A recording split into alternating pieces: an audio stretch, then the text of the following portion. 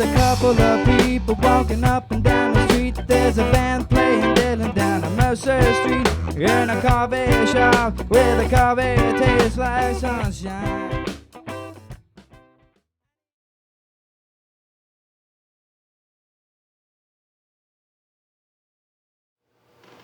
Hi there. I'd like to talk to you now about the importance and value of conferences and networking events. In the very beginning of our work in 2006, I picked up a newspaper and I found an article about the West Virginia Arts Assembly. I gathered my crew of artists together and we all went to the state capitol. It was a really fun field trip. I remember we were covered in sheetrock dust and paint the majority of the time because we were renovating this building, and all of us artists just jumped in the van together and headed to the state capitol.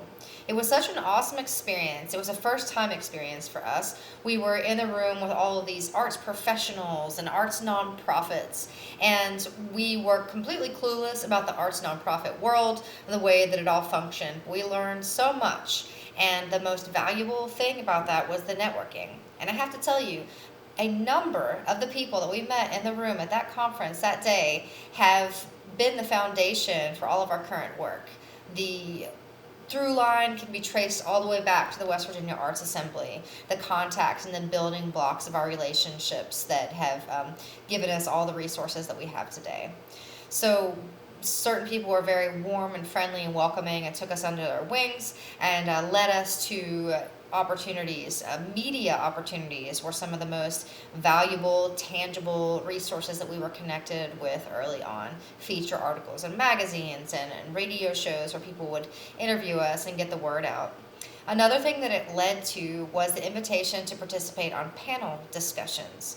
The panel discussions not only enabled us to meet people and get the word about what we were doing out there, but it also caused me to articulate our vision.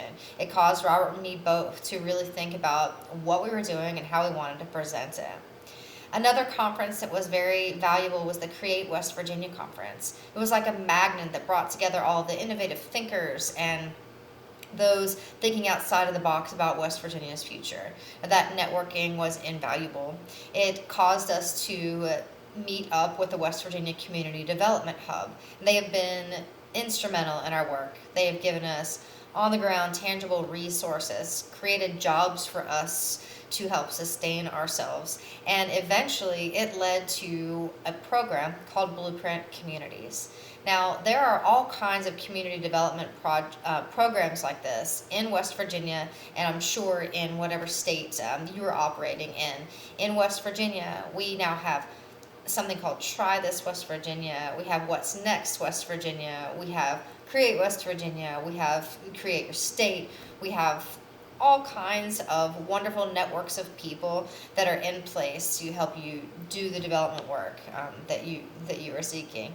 Now, the Blueprint Communities program was like a formula that caused us to create our team, identify our team, and sit down at the drawing board in a very strategic way to plan the next step of our development. Now, that was very valuable to us. We had relationships that were intact and good relationships with people, but we never actually sat down at the drawing board in a workshop setting with dry erase boards and markers to really map our assets and plan for the future. So it was tremendously helpful for us to get connected with the Hub and with the Blueprint Communities program. It led to the Princeton Renaissance Project, which I will tell you about in one of the later segments. But I urge you to get out there, find out what conferences are available, find out where people are meeting, where the innovative thinkers are, where those that are thinking outside of the box are gathering to talk about ideas, and go there. There are scholarships that are available for most of these conferences. In the beginning, we were pretty much fitting the starving artist bill. In a lot of ways, we still are.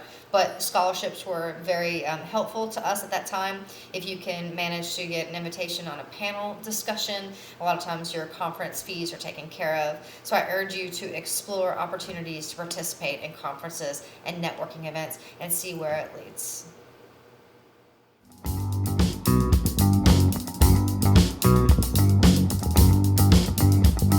We've got a task at hand. How can we make it better? Well, yes, I know we can, we can. We can make a brighter day.